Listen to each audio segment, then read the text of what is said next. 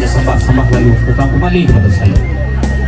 Engkau Datuk Penita, artinya sembah dititah yang disampaikan kepada Engkau Datuk menimbang dan tumbuh menyiang dan hadu tubuh nampak sarap tubuh-tubuh. Nantinya isilang mapangkali jumalah negara juga nambah pokok basuh juga itu.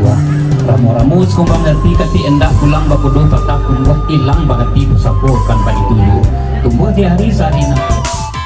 Pemasangan salwa oleh ketuakan kepada nenek mama yang akan dikukuhkan diminta untuk berdiri.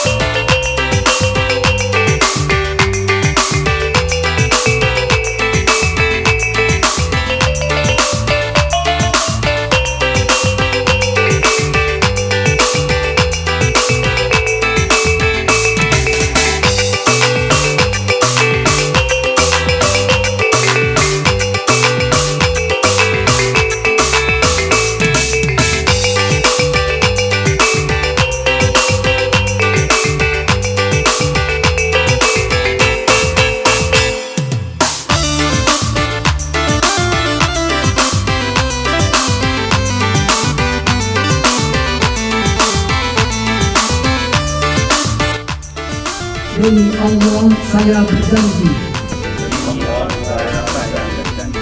akan menghukum adil bakatu bana mama yaro anak kemanakan saratu korong jo kampung sampai ke Koto Jonagari Mama Diharu Haratu Pusako Manuri Agung Nanduri Manampuan Jalan Nanpasa Bisik menyelesai karena kawan pekerja Penghulu sebuah hukum Sakato lahir dengan batin Sesuai mulih jua hati Imanat samo dipaci Ikrar samo diuni Kalau tidak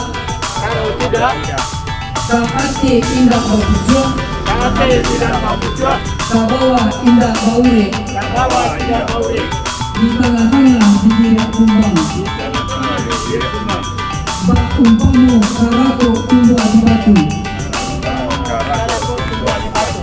Ibi sagan mati nak namun Kanai kutua kalamullah